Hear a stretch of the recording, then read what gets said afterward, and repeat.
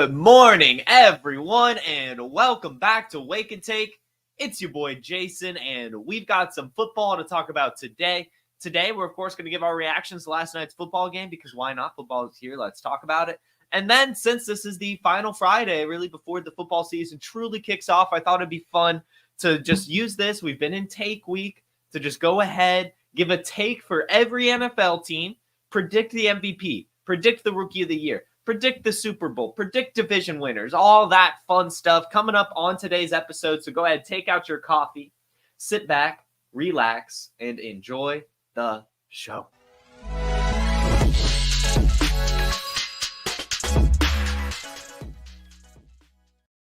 All right, and welcome into the chat, everyone. Good morning, Donald, Bach, Brooks, and our fearless producer, Dustin Royer, Jamie as well. Thanks for popping in. I hope you all enjoyed last night's football game. I surely did. Who doesn't enjoy some good Thursday night football, especially with the Super Bowl champs, especially with the Baltimore Ravens and former MVP Lamar Jackson? I mean, what a football game we were treated to last night. Came down to the absolute wire. And we have some great takeaways from the game, so why not go ahead and get right on into it? First off, okay, I know that all of you probably are very much panicking about Mark Andrews, and I do just want to say don't panic. I will say I was a bit hopeful. As we know, we actually threw Mark Andrews into our showdown captain mode lineup in yesterday's episode for last night's game. Still ended up making some money. We'll see. We'll talk about that in a second. But either way, I was a little bit hopeful that since Mark Andrews was able to pick up a couple practices this week, was able to, not be a healthy scratch, get off the injury report, that I thought Mark Andrews would be healthy and, he'd be able to go in, get acclimated and, just be Mark Andrews. And what we did see from Andrews is the fact that he was still on the field a lot. He did have a pretty high snap share. In fact, Nathan Jenke over at PFF said that him and Isaiah Likely were on the field together last night for 39 different plays. So they were both out there. And I think that that's kind of a big thing to note. Yes, Isaiah Likely had a huge game last night. He, of course, 9 receptions off of 12 fucking targets, 111 yards and a touchdown. Fantastic performance from Isaiah Likely. But keep in mind that Mark Andrews coming off an injury. Mark Andrews had the car crash. Mark Andrews hasn't practiced all offseason, really. It makes sense for Isaiah Likely to have a big week one in that sense, especially with Mark Andrews being out there. You saw it time and time again last night. The Chiefs were covering Mark Andrews. He was double covered a lot throughout the game last night, kind of opening the door for Zay Flowers and especially Isaiah Likely. So I just want to say don't panic. He still had 2 targets, 2 receptions, 19 yards. He was still utilized. He was still running routes at a high clip. He was still out there. He was still getting open. It just seemed that genuinely Lamar Jackson was just not looking his way this game because Mark Andrews said, I'm still not 100%, right? Like he was out there as a decoy last night. Don't read too much into it. Mark Andrews will be fine. I would definitely be using this opportunity to buy him. But I also want to use this opportunity to say that we're going to get 2 tight end sets. We're just going to get it. We heard all offseason that they were talking about it. There were lots of rumors, coaching staff coming out and saying, expect a big year from Isaiah Likely. And it was hard to buy into that because they've said it time and time again. And the only time historically they'd been using Isaiah Likely was really when Mark Andrews was hurt. But they obviously need him. As we saw yesterday, the Ravens need pass catchers. It was honestly miserable what we were seeing from Lamar Jackson in the passing game. It was low A-dot after low A-dot after low A-dot target. And his deep shots that he did have were awful. I mean, there was no one to catch those deep balls really at all, whether they were blanketed or not even a good throw. But either way, what I'm trying to say here is Mark Andrews is going to be fine. And Isaiah Likely still going to be good. Will Isaiah Likely have another game like this? Honestly, I don't know. I don't think so. I would assume that this is Isaiah Likely's best game of the season. I mean, there were 2 things that kind of worked in his favor here. One being that Zay Flowers is not an alpha. He's good. He's fine. But he's not a big target earner or really a focal point of an offense. So when he's your wide receiver 1, that obviously helps. When Mark Andrews is clearly less than 100% and not even a part of the game plan, that clearly helps. And when Devontae Walker ends up being I don't know if it's a healthy scratch or still recovering or what, it hadn't been released, he just didn't play. There was no one to catch the passes last night. They're not throwing the ball to Rashad Bateman. They're not throwing the ball to Nelson Aguilar. They were, of course, throwing it to Justice Hill, who was another part of this game plan, who we're going to talk about here in a second. But either way, I just want to say, don't get too worried about Mark Andrews. Definitely go acquire him. I would say go Jen. Yeah, likely looks fantastic. He does look fantastic, and I think he's going to be good all season. In fact, I mean, hey, we'll throw it out there. Why not Isaiah Likely over Zay Flowers rest of season? Why not? Why not? You know, if they're going to be running these two tight end sets, if he's going to look this good in week 1 against a really good Chiefs defense, I would imagine they want to keep featuring him in some fashion. So I could definitely see both Mark Andrews and Isaiah Likely looking great this year, which is not something I, have been, fond of. Like, I've not been a big Isaiah Likely guy, unfortunately. I'll admit it. When you usually take an injury to be productive, it's hard for me to be into that player. And so but now it's seeming that we kind of have to accept that they're both going to be productive. But again, don't give up on Mark Andrews yet. I will say also, while on the tight end discussion, Travis Kelce. Travis Kelce is on big alert, I would say, because not only did Noah Gray outproduce him, but Xavier Worthy looked fantastic. Rashee Rice got a ridiculous amount of usage as well. So I like we talked about in Monday's episode, we predicted the biggest busts at each position. Travis Kelce was one of them, or was the tight end bust, because I just think the Chiefs are going to be able to coast him throughout the year. They just want to make sure he stays healthy. And yes, he'll have some games where he gets, featured here and there, whatever the game plan is, But in this game, he clearly wasn't a big part of the game plan. It was clearly Rashee Rice, and that's probably how it's going to be most of the season, guys. Like, it is probably going to be Rashee Rice, the more featured target in this offense, and that's just how it's going to be. Again, they want Travis Kelce to stay healthy. There will be games where he is definitely featured, but I mean, like, this should have been one of them, right? Like, you expect Travis Kelce's biggest games to come in the competitive games against, the teams like Ravens. And so to see him only get 3 receptions for 34 yards, it is not very exciting. In fact, I would even put it at concerning, especially with Xavier Worthy scoring 2 touchdowns, Rashee Rice having over 100 receiving yards off of 9 targets.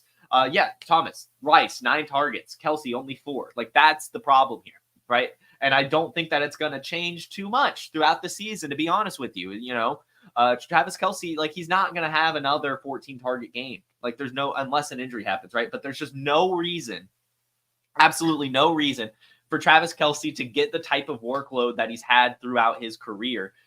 Hollywood Brown is going to come back at some point. Rashee Rice is still there. Now they have the rookie Xavier Worthy looking fantastic. So I would honestly say, I know it might be sell low, so maybe wait for a Travis Kelce big game. But, like, if you have Travis Kelce in Dynasty, I am moving on from him. I am.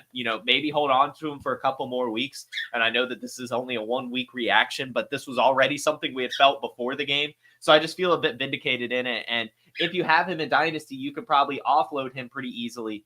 Not right now. You might have to wait for him to have, at least a touchdown in a game. But just if you have him, just start thinking about it, like what you'd be trying to get, whether it be a wide receiver, running back, a quarterback, another tight end, draft pick. Just start thinking about what you want for Travis Kelce, because I think that this is the year to try to sell him after a big game.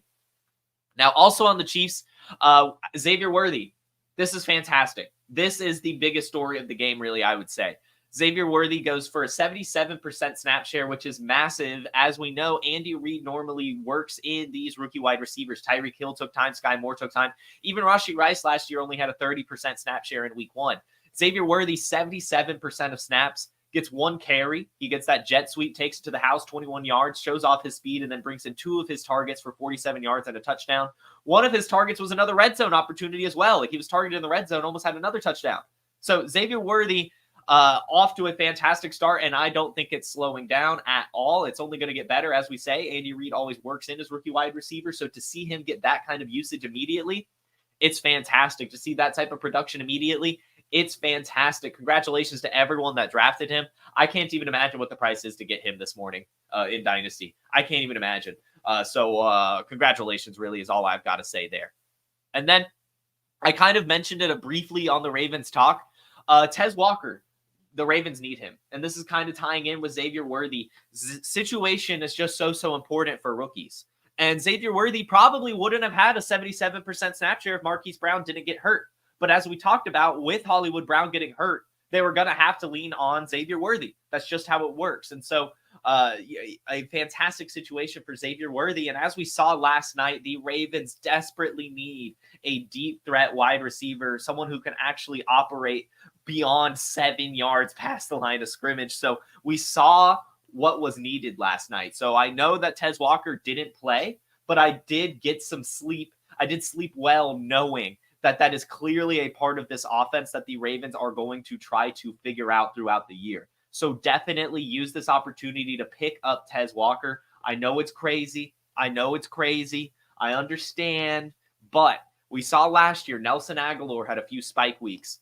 Tez Walker is better than Nelson Agholor and a rookie drafted in the 4th round with really good speeds, really decent college production in a situation where his skill set is desperately needed. Like, you could just sense it from the Ravens last night.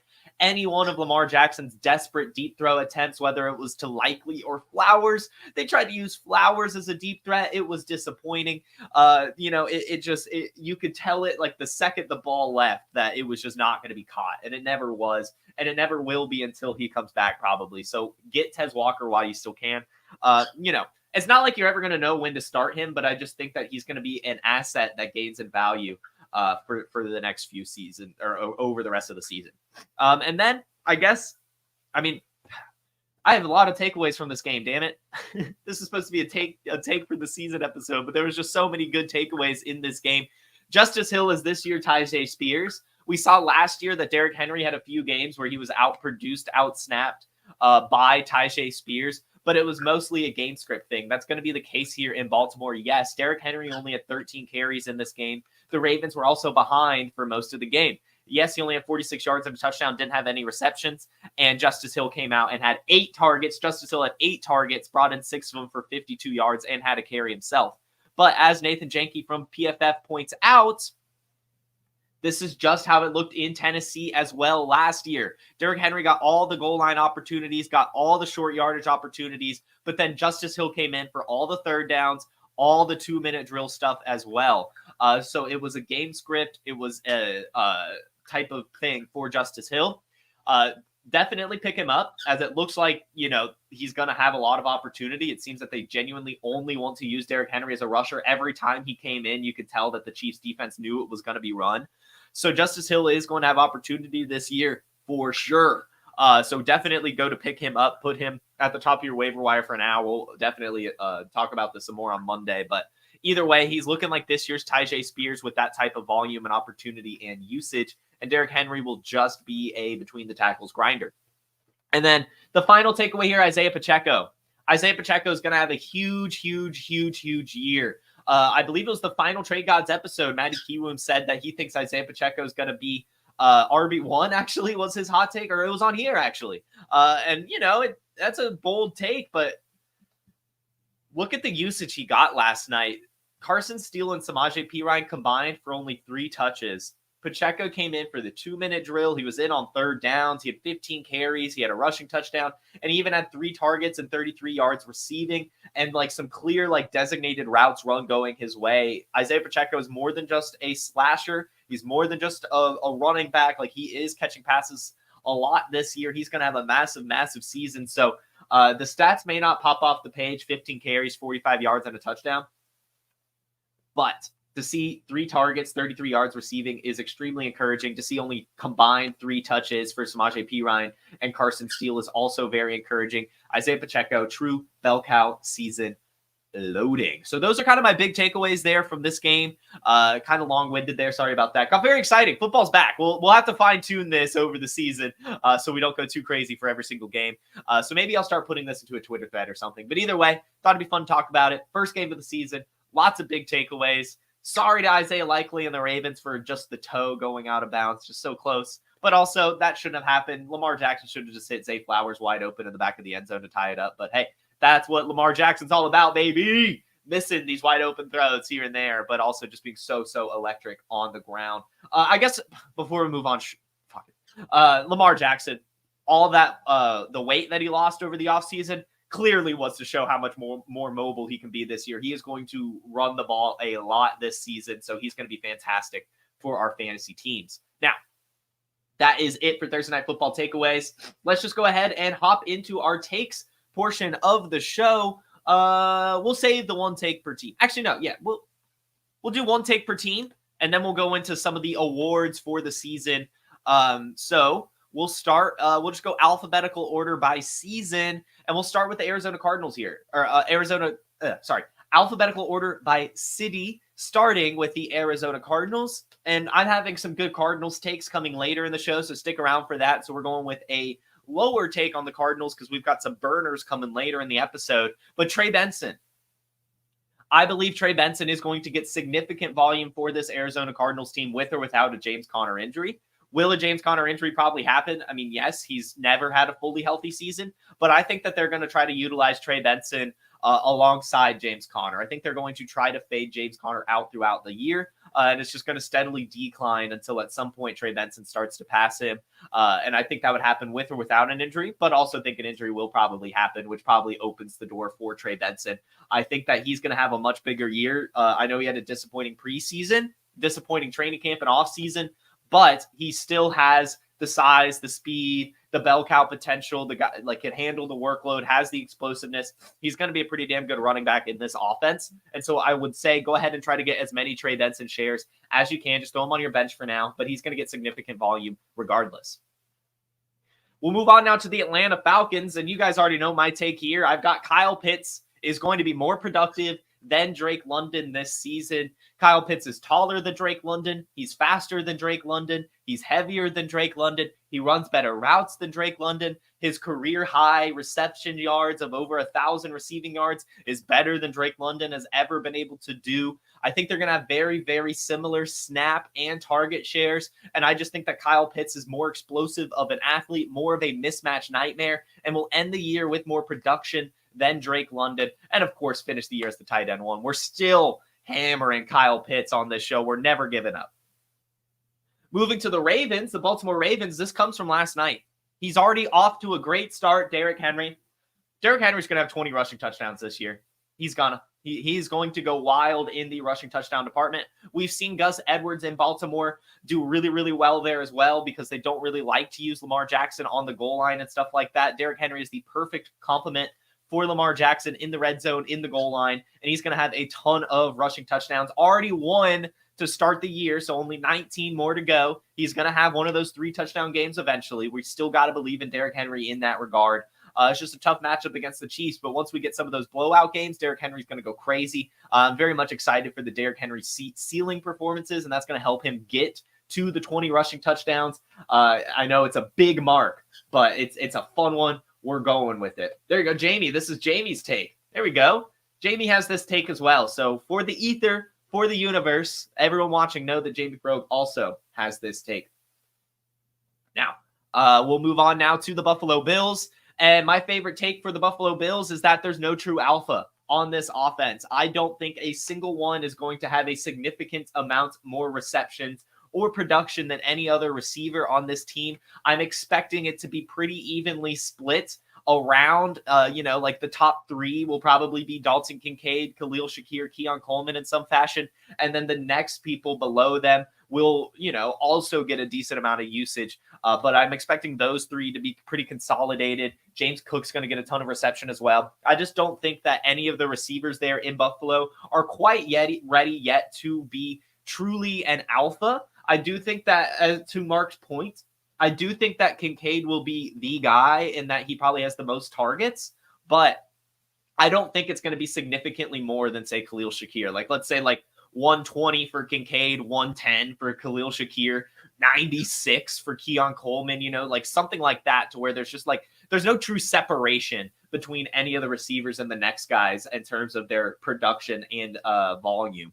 That's kind of what I'm expecting from this Bills team. I don't think anyone is truly ready to take that step. Maybe next year it could be Kincaid or Coleman, but last year from Kincaid in his example, it took, a Dawson Knox injury for him to truly see the field and get his usage. So I don't think anyone's going to truly be a focal point in this offense. And speaking of no true focal point in the offense, my Carolina Panthers take is that Jatavian Sanders has the best rookie tight end season this year. Jatavian Sanders outperforms Brock Bowers and Ben Sinnott. I know it's a hot take, but think of the situation. This is the most important part.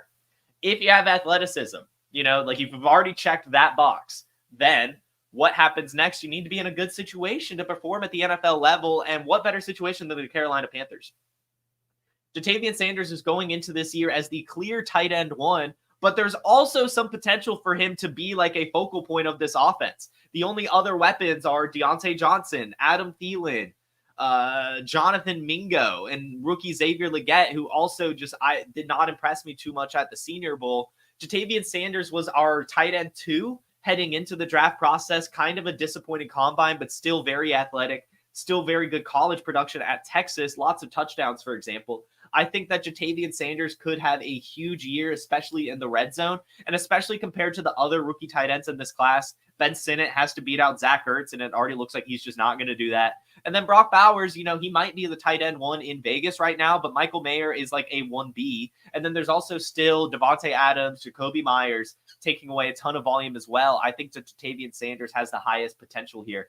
So I'm going to say Ja'Tavion Sanders is my Panthers take, best rookie tight end this year. Chicago Bears, my take is that Rome Odunze outperforms Keenan Allen with or without an injury. Again, with, an injury probably happens for Keenan Allen given his age and injury history and already popping up on the injury report. But I believe that Rome Odunze was not drafted to be the wide receiver 3. I believe Rome Odunze was actually drafted to be the wide receiver 1 over his career. I just think, he might not beat out DJ Moore this year. I do think it'll be neck and neck. Like, I think Rome Odunze and DJ Moore are both basically locks for at least 900 receiving yards. But either way, I've got Rome Odunze outperforming Keenan Allen, locking himself pretty solidly as the wide receiver 2 on this Bears team. And I'm expecting a huge, huge season from him. Next, we have the Bengals. And we're going to go with Ja'Marr Chase career season. It was hard to think of a take for this team. It's a pretty murky team. So I'm going with Ja'Marr Chase career season. His best season was his rookie year. And in fact, that was the year he had the least amount of targets. So think about that. Only 128 targets and 81 receptions as a rookie, but somehow had 1,400 receiving yards. Last year only 1,200. The year before that, only 1,000. So his rookie season was his best year. Yet he had the least amount of targets and receptions throughout his career as well. So this year he should probably have more targets than he did last year, given he only played in 16 games. So 145 targets last year and 100 receptions and 1,200 receiving yards. Give him an extra game. And a little bit better production given he's healthy this year. And you've got a recipe for success. So we're going to go Ja'Marr Chase over 1,500 receiving yards and at least 10 touchdowns this season. Best career year for Ja'Marr Chase is my take there. Chase on the block and Wake and take. Hit me up, Ryan. Hit me up. My wide receiver core is awful. I have to start Trenton Irwin this week.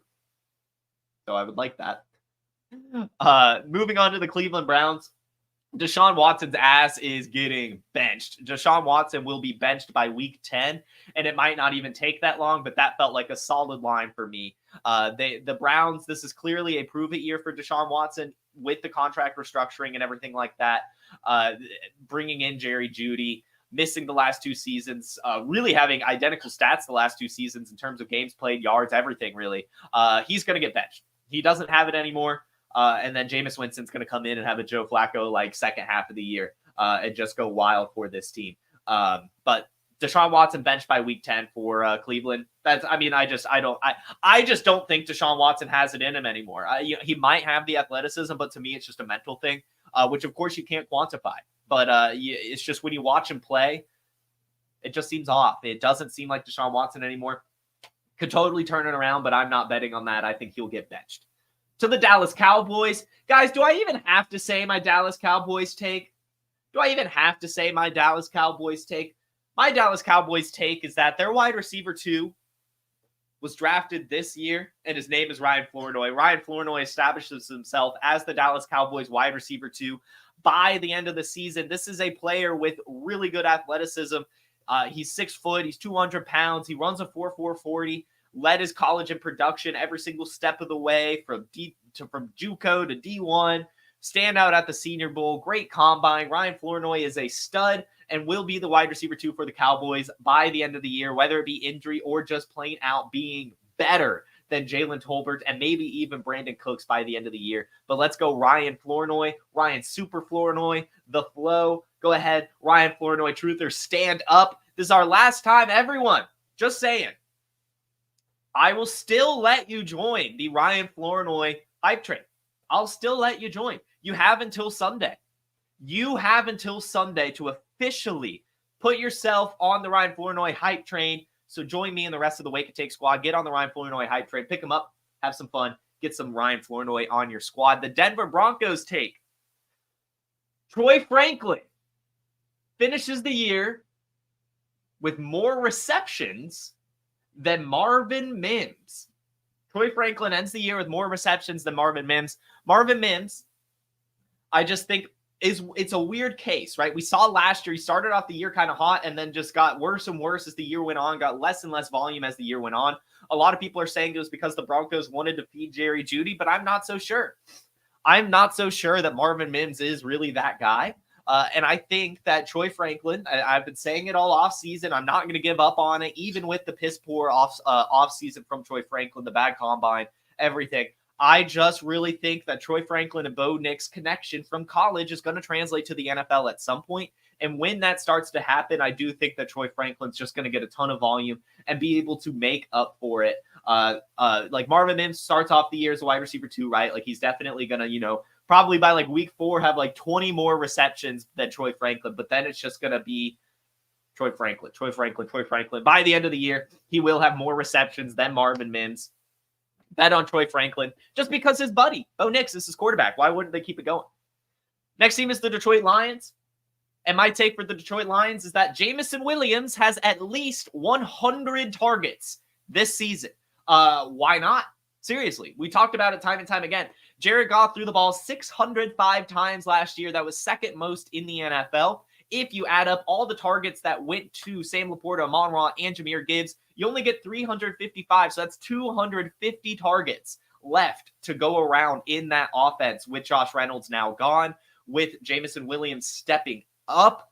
Even if you give some more of those targets back to Amon-Ra, Jahmyr Gibbs, Sam Laporta, there's still so much volume left in this passing offense. And it's going to go to Jameson Williams. All the hype has been there all offseason. He has clearly put his head in the game. As we hear from the coaching staff, Jameson Williams is gearing up for a huge season, over 100 targets going his way. What you guys saw from Xavier Worthy last night is exactly what you're going to see from Jameson Williams. A couple jet sweeps here and there, right?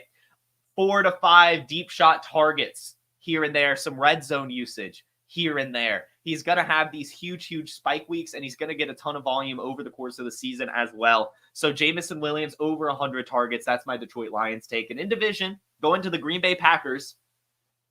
Not a performance take here, but I'm going to bet on Christian Watson's health. I'm going to say Christian Watson plays in at least 13 games this year. I'm going to say Christian Watson plays in at least 13 games. Again, I'm not a doctor. I'm not a doctor even a little bit. I don't get it. I try to not really go to the doctor.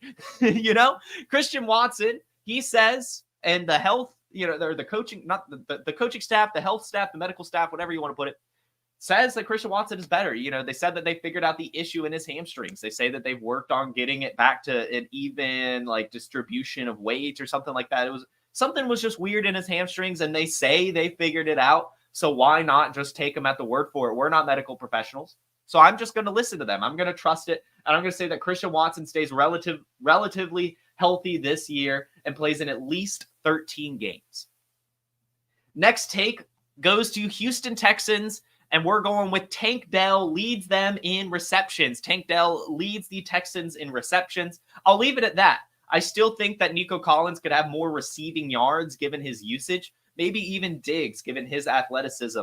Not really athleticism, also usage. But Tank Dell, he's CJ Stroud's favorite target. He's going to be his first read more often than people are suggesting. The fact that he's the cheapest Texans receiver, I think will be a massive mistake by fantasy managers this offseason. Those of you that have Tank Dell will be ecstatic. So I think he actually ends up leading the Texans in receptions this season. We saw, CJ Stroud's first throw in the preseason was a touchdown to Tank Dell. It's going to be a huge year for him as long as he can stay healthy. We're going with Tank Dell, reception leader in Houston. Next take, Indianapolis Colts. This is a twofold take. Adonai Mitchell will take over Alec Pierce's job. He'll take it by week 5, and he'll end up with a more productive season than Alec Pierce has had. So Alec Pierce's career year, 593 receiving yards and 2 touchdowns. I'm basically saying that Adonai Mitchell in that same role will take it over from Alec Pierce by week 5 pretty quickly and have at least 600 receiving yards and 3 touchdowns this season. Adonai Mitchell, I know that's not a great season, but better than what Alec Pierce has ever put on the paper, and establishing himself as the wide receiver 2 in Indianapolis. Get Adonai Mitchell while you can. Jacksonville Jaguars, Brian Thomas Jr., Mark Rebler, if you're in the chat, you'll like this.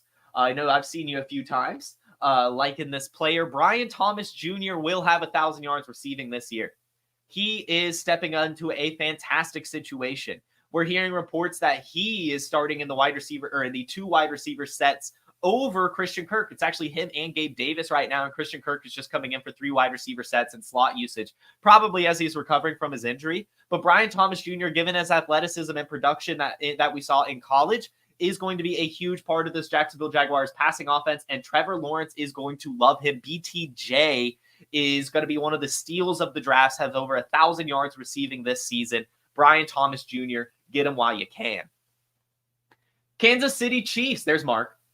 There's Mark, he's liking it. Kansas City Chiefs take. And this is another one kind of coming from last night's game. I probably wouldn't have had this take if last night didn't go how it did, but it did.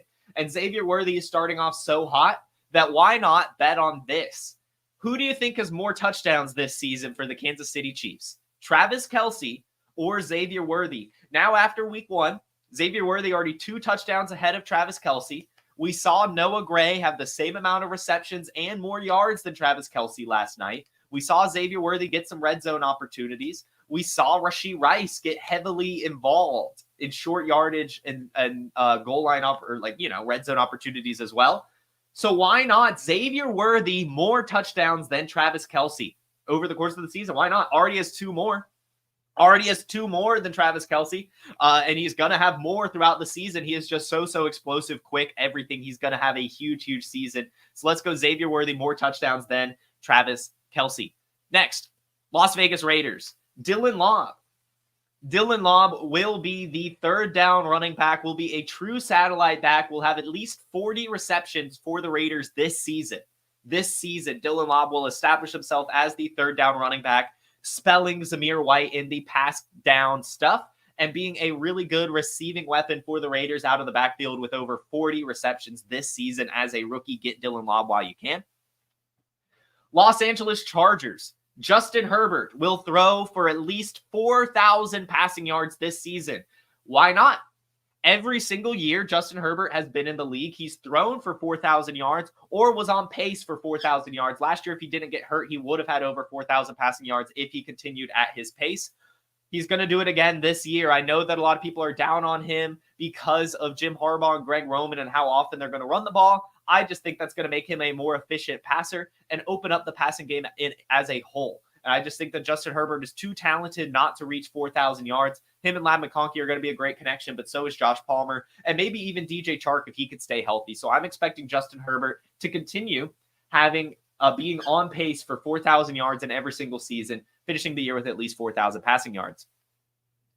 Moving to the other team in Los Angeles, Cooper Kupp and Puka Nacua will both finish as top 15 wide receivers in fantasy this season in full PPR. Both of them will be electric. You want both of them. And in fact, why not Cooper Kupp slightly outperforming Puka Nacua by like 60 more yards and a couple more touchdowns? Cooper Kupp and Puka Nacua, both top 15 wide receivers in PPR fantasy leagues. The next one, Miami Dolphins. The running back you want in the backfield is Jalen Wright. Jalen Wright is going to be utilized with or without injuries. He's going to see the field week 1.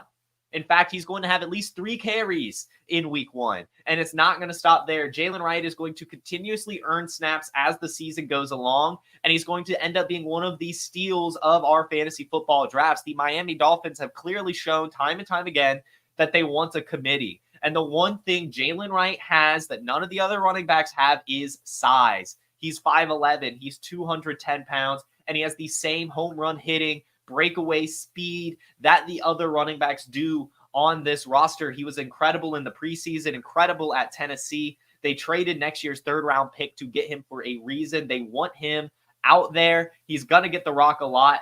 Get Jalen Wright while you still can. He's going to have a great, great season.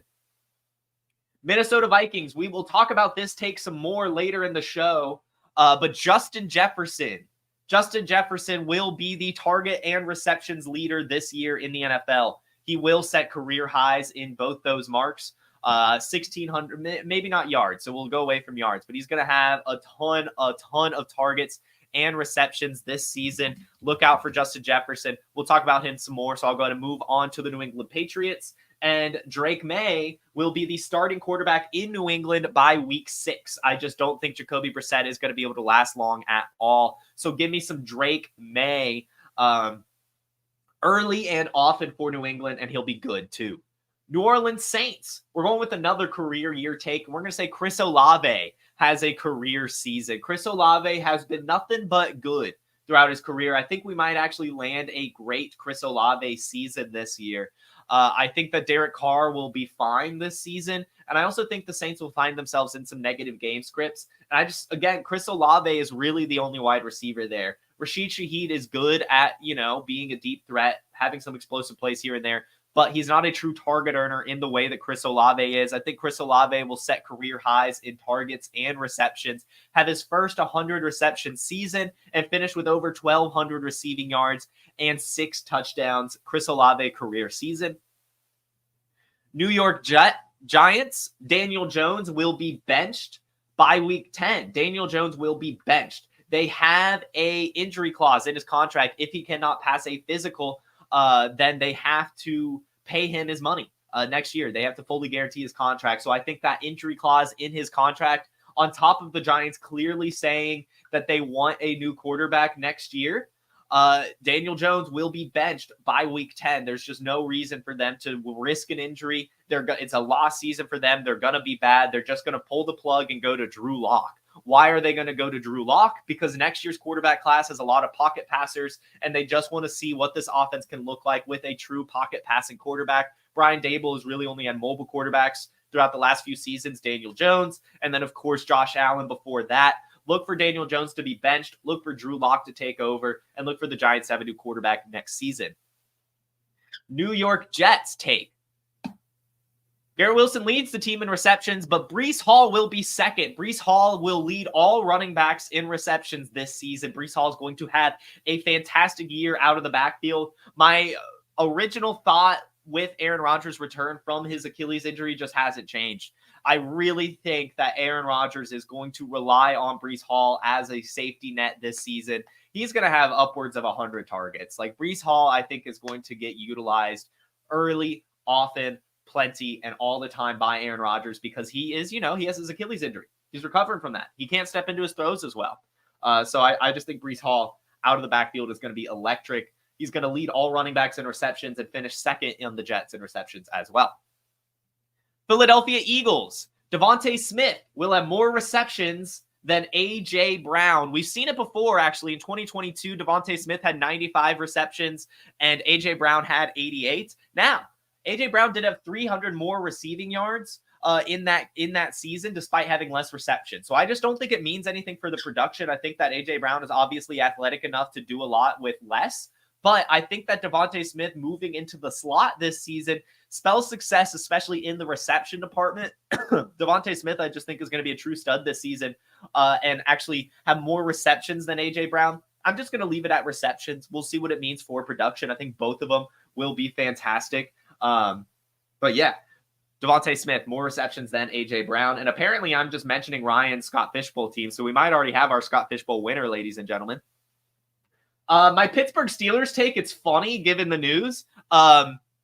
Justin Fields takes over for Russell Wilson way earlier than people expect because of poor play is what I wrote. But now it just seems that he's going to take over maybe even this week. Oh my God. But Justin Fields, I think, is not only going to take over for Russell Wilson, but also look electric. I think that maybe not as a passer, but I think that Justin Fields is going to look just as he did in Chicago and Pittsburgh. He's going to have a ton of breakaway runs. He's going to score a fuck ton of fantasy points. And those people who held on to him or maybe acquired him for cheap are going to be so happy when he's out there starting over Russell Wilson and scoring us fantasy points. And I do think by the end of the year, he'll at least step forward as a pocket passer. We saw it last year. Last year had a career year in passing yards despite missing 4 games with his first year with a true weapon. So I think he did take some strides last year. I don't think we need to give up on Justin Fields. I think he's going to take over and be better than Russ and be electric for our fantasy teams. San Francisco 49ers. Everyone's talking about Jordan Mason, but Isaac Guerendo is the 49ers handcuff you want. When or if Christian McCaffrey goes down, it's not going to be Jordan Mason getting the rock every time. It's going to be Jordan Mason getting the rock. It's going to be Isaac Guerendo getting the rock. It's going to be Deebo Samuel getting the rock. They're all going to be utilized in this backfield. It is not one player making up for Christian McCaffrey. So I think that Isaac Guerendo is the one you want. Everyone is spending so much fab on Jordan Mason right now, trying to pick him up, trade for him even. It's going to be futile. There's no reason to get Jordan Mason on your squads. Get the one with actual juice. Isaac Guerendo, the 4.3 speed and incredible size combo, over 6 feet tall and over 200 pounds. Isaac Guerendo is electric, and he recovered from his hamstring injury a lot earlier than people expected. That's why Jordan Mason got hyped, but Isaac Guerendo's back. He played in the final preseason game. Give up on Jordan Mason. Get Isaac Guerendo if you want to take a shot. He's got actual juice. Seattle Seahawks take. My Seahawks take. Kenneth Walker will finish the year top 5 in rush yards. He will have top 5 rush yards. He'll have over 1,000 rushing yards this season, and he'll be a top fantasy back as well. Kenneth Walker is a true stud, one of the best profiles in the entire NFL, especially in terms of his size and speed combination. One of the best in breakaway runs. He's top 3 in juke rate last season and breakaway run rate. Kenneth Walker is a true stud. The Seahawks are going to utilize him a ton. They brought in a defensive coordinator to be the head coach. The defensive coordinator, by the way, Mike McDonald, coached against Kenneth Walker at Michigan when he was at Michigan State, and Kenneth Walker had over 200 rushing yards and 4 touchdowns against him. I think that's definitely burned a hole in his memory. They're going to give Kenneth Walker the ball a ton. Zach Charbonnet is not good. K9, over 1,000 yards rushing, finishes the year top 5 in rush yards over the entire NFL. Tampa Bay Buccaneers. Baker Mayfield will turn back into a pumpkin. Dave Canales worked wonders. Dave Canales is gone. Baker Mayfield will turn back into a pumpkin by midseason. I think he'll start off the year pretty decent. He's still got great weapons, decent enough offensive line, but I just think that things are the cat's out of the bag for Tampa. They were able to sneak past teams a lot last year, but now they know what they're game planning for. Baker Mayfield. Teams are going to try to make him beat them, and with a new offensive coordinator, I think he's going to struggle. Baker Mayfield will turn back into a pumpkin by midseason. Tennessee Titans take. The Tennessee Titans, we're just going with a hot take here. I mean, the real take is probably top 5, but why not number 1? Tennessee Titans will lead the league in pass attempts this season. Just think about the personnel. This is a personnel take. They use their first-round pick on offensive line. They bring in the Bengals offensive coordinator, Brian Callahan, who was chucking it with Jake Browning and Joe Burrow. And then what do the Titans do with Derrick Henry? They let him walk. They bring in Tony Pollard, a receiving back, to go alongside the other receiving back, Tyjae Spears. They bring in Calvin Ridley. They bring in Tyler Boyd. They shore up their secondary with Algerius Sneed. The Titans want to pass and pass and pass and pass and pass. And with their defense not really being that good, they're going to have to pass and pass and pass and pass and pass. So Tennessee Titans lead the NFL in pass attempts this season. And the final take, Washington Commanders. Brian Robinson will end the year with more receptions than Austin Eckler. Brian Robinson is a grinder. We all know it. But we've seen in the preseason, we've seen in training camp, and we even saw last year, Brian Robinson was utilized as a pass catcher. I think that there's going to be obviously times where Austin Eckler steps onto the field to catch passes. But I think that there will be times where Brian Robinson is just on the field and they do a pass play. And so we saw 36 receptions from Brian Robinson last year. I think that number goes up to about 45. And I think Austin Eckler gets about 35. I'm not saying Austin Eckler gets nothing, but I think Brian Robinson is going to be more productive as a pass catcher than people are expecting. And he's going to be another one of those players that was a huge value in this year's fantasy football drafts. Get Brian Robinson while you still can. More receptions than Austin Eckler. Brian Robinson.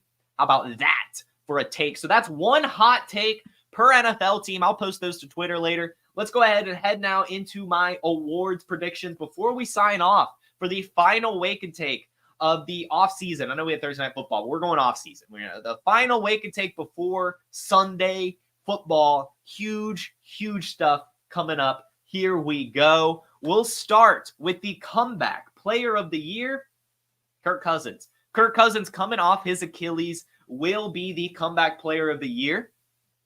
Why not, right? Why not? Like, I think if he doesn't win this award, something has gone horribly wrong. The other option, of course, being like Aaron Rodgers coming back from the same injury, or maybe Nick Chubb.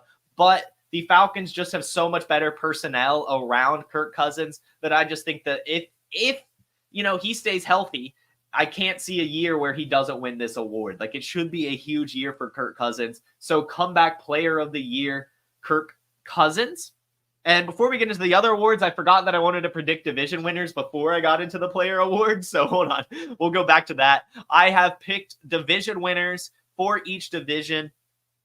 Most of them are repeats. So I'll have the Eagles repeating in the NFC East. I just don't trust the Cowboys, to be honest with you. I think that their offensive depth is too shallow to really compete with this Eagles team. So I'm going with the Eagles winning the NFC East with Kellen Moore, Saquon Barkley. I just think they're geared up for a very fantastic season, especially with not losing many pieces at all. And in fact, only getting better. We're going with the Eagles. We've also got the Lions repeating in the NFC North. I think this is the Lions' year to keep things going. The Packers will be close for sure, but we're going with the Lions winning the NFC North again. We'll have the Ravens repeating as AFC North champions because, it'll be close. Obviously, a very competitive division, but this Ravens team looked pretty good last night, and they still weren't at full strength. I think they'll work out some kinks with the new Derrick Henry addition, Devontae Walker, when they actually get some deep threats, kind of fix that defense a little bit. I think the Ravens repeats. It'll be close with the Bengals, I think, but we'll just go with the Ravens repeat. The Texans repeat in the AFC South. Because why not? Again, you might be right, Ryan. Actually, I think Dallas did win the East last year. Anyway, the Texans repeating. Again, they're only getting better. They're adding Stephon Diggs. They brought in Joe Mixon. They're helping out their defense a little bit too. Like it's really good stuff for the Texans. So I think that they end up winning the AFC South again. In the West, it's just the Chiefs. No talk on that. The Chiefs win the AFC West. Now, for my teams, so I guess, yes, the Cowboys did actually win last year. So Eagles will be in this next category of teams that did not win their division this year, that will this year, and we're going with the Eagles. The Eagles will win the NFC East over the Cowboys this year. Next, I've got the Dolphins. I'm going to go with the Dolphins over the Bills. As I said earlier in the show, I just don't think that this Bills offense is going to be good enough with their weapons. I think that they need a little bit more pass catchers to be able to be the Super Bowl team that they want to be. So I think this will be kind of an acclimation year for the Bills. And I think that the Dolphins, they tied with the Bills essentially last year. They were both 11-6. I think the Dolphins eke out the Bills by one extra win. I just think that this Dolphins team is a little bit more put together. A lot of the same squad that it was last year. So I think that they'll actually end up winning the East, Miami Dolphins. And then the Atlanta Falcons, of course, in the NFC South, I think they take over the Buccaneers. I think the Buccaneers have a little bit of a down season this year with the new coordinator change and also just having to play a tough schedule since they won the division. The Falcons have the easiest schedule in the NFL. They're bringing in Kirk Cousins and Michael Penix, right? Like, they have Bijan, they've got Kyle Pitts, they got Drake London. They made great trades on defense as well. Like, this is a very, very competitive roster. The Falcons win the NFC South. And then finally, my NFC West prediction. The NFL has had at least one team go from worst to first in 19 of the last 21 seasons since the 2002 realignment. This year, the Arizona Cardinals will go from worst team in the NFC West to best team. I think the Arizona Cardinals will win out the NFC West this season. Feeling some good stuff from the Cardinals this year. Kyler Murray, 100%. Marvin Harrison Jr. coming in, Jonathan Gannon going into his second year with all of his personnel and everything like that. I'm feeling a good Cardinals season, and I'm also feeling a down year from the 49ers and a little bit of a Super Bowl hangover. It'll, of course, be close as a very competitive division, but if I'm going to pick a team to go worst to first, it's either the Bengals or the Cardinals, and I'm feeling the Cardinals in my gut on top of everything I just listed. Let's go Arizona Cardinals, go from worst to first and win the West over the Niners. Now, so those are my division takes. That's my comeback player of the year take, Kirk Cousins. Let's move on to the other awards. We'll go with the offensive player of the year. As I said, this player will lead the NFL in receptions and targets, Justin Jefferson. Justin Jefferson is going to be the entire Vikings offense. So I think if he stays healthy, it would probably be a crime to not give him this award. Again, earlier I said that this could be a career year from him. Maybe not, but at least he's going to lead the NFL in receptions and targets. In 2022, he had 184 targets and 128 receptions, 1,800 yards and 8 touchdowns, and 1 Offensive Player of the Year. I think less yards, but I think very similar type of usage. Sam Darnold is not going to be able to get him that many yards, but Sam Darnold will lock on to him. He's not a good quarterback at spreading it around. Justin Jefferson's going to be his first read. And with TJ Hawkinson out, for the first bit of the season, and then going to be, getting acclimated, returning to health. I just think that this is going to be a huge year for Justin Jefferson. He's going to be the entire Vikings offense, and he's going to win Offensive Player of the Year. A little bit of a hot take there. Not sure what the Vegas odds are. Maybe somebody look that up. What are the Vegas odds for Offensive Player of the Year? Justin Jefferson. Offensive Rookie of the Year, we're going with another take here. We're going to go with Marvin Harrison Jr. Again, I'm feeling a good season from the Cardinals, and I think a lot of that's going to come from Marvin Harrison Jr. And I think it's very easy to see Caleb Williams and Jaden Daniels having good but not great seasons. There's a lot of reasons that they could struggle. For Caleb Williams' case, he's in a tough division, very, very tough division, and has to play in the elements in Chicago. And then Jaden Daniels, less than proven coaching staff, not a great defense, also a very tough division. I think if the Cardinals are to be hot this year, win the NFC West, a huge part of that would be Marvin Harrison Jr. And with Kyler Murray being 100%, let's kind of do some math here. Kyler Murray's best season, it was about 550 pass attempts. He had like 4,000 passing yards in 2020. If you give Marvin Harrison Jr. a modest, and I'm going with 30% target share in this projection, given that there's not a lot of target competition there. I know Trey McBride's there, but it's like, just a tight end, whatever. 550 pass attempts, 4,000 passing yards to project 30% of those targets. That would be 165 targets going Marvin Harrison's way and 1,200 receiving yards. That's a fantastic rookie season. That is, in fact, more targets than Puka Nacua even had last year. So we could be staring down the barrel of a true record-breaking rookie season from Marvin Harrison Jr. Look for him to be Offensive Rookie of the Year. Now, before we get to the MVP, let's do a Super Bowl prediction.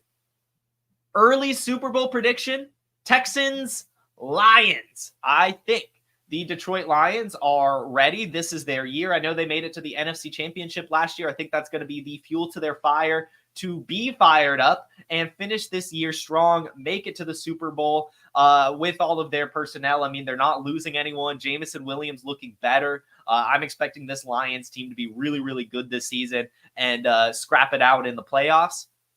And the Houston Texans.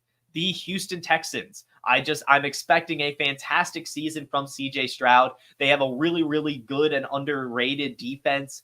Jalen Petrie, Derek Stingley, Will Anderson ending the year very, very strong last season. I think this Texans team has all the pieces to be Super Bowl contenders. And who wouldn't want a Texans-Lions Super Bowl? Like, doesn't that just roll off the tongue so well? Houston Texans versus Detroit Lions in New Orleans as well.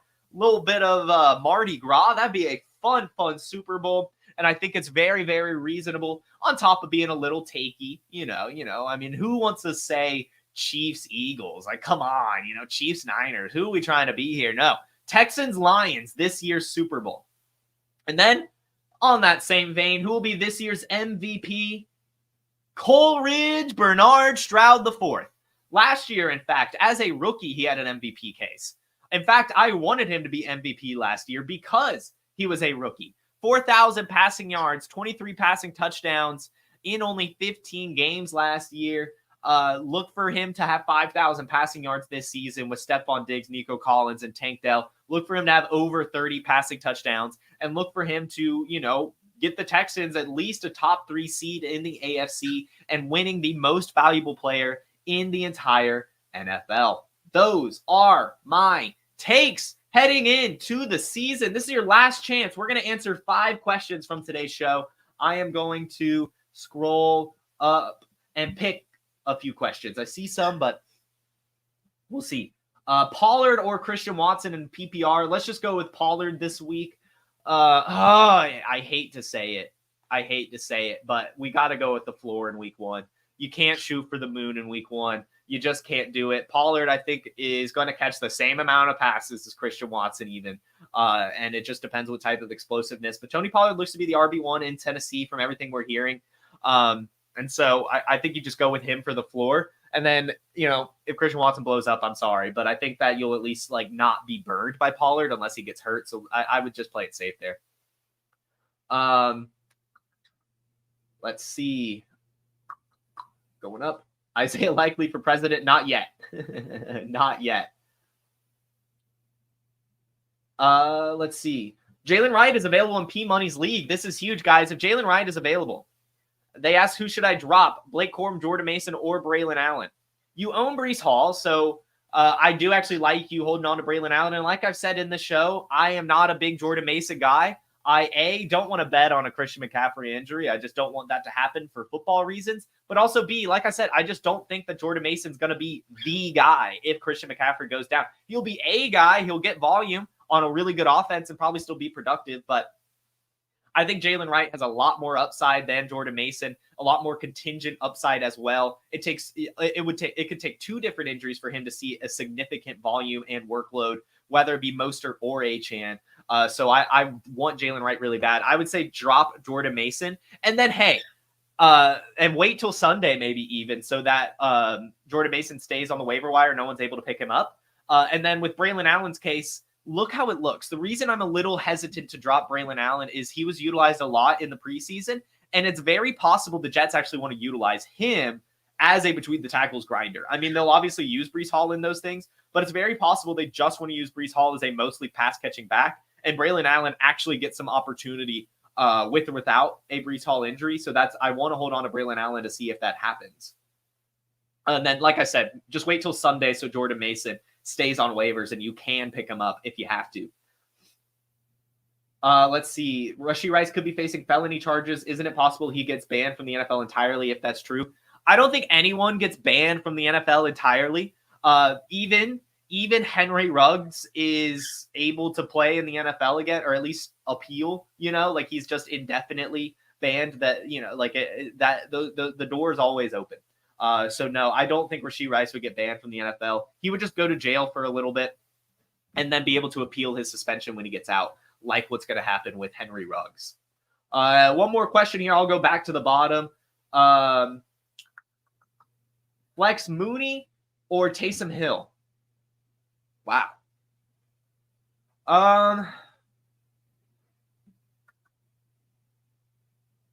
Mooney? I think Mooney?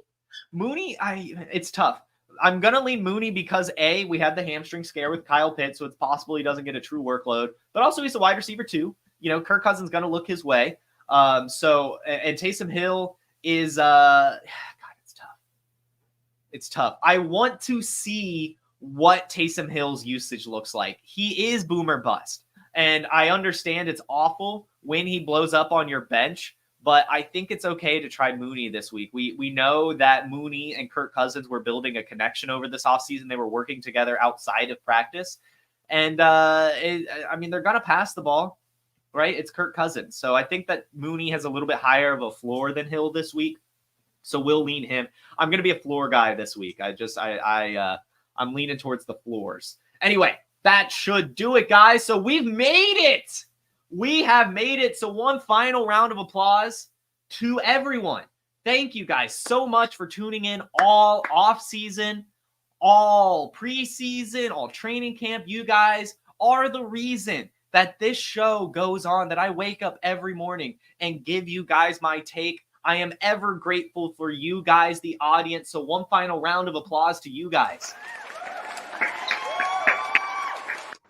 It has been a fantastic offseason. Cannot wait to see how this season goes. You all have a fantastic Friday. Enjoy football on Sunday, and I'll see you Monday. Peace. From the Podfather to you, I deeply appreciate you tuning in. And many ask, what can I do? What can I do to help support the hosts, the research they do, the production costs? Go to PlayerProfiler.com, Dynasty Deluxe, World Famous Draft Kit, Rankings, DFS Dominator, and of course, Data Analysis. Subscribe to any one of those, and you support all of us and take Player Profiler to the moon.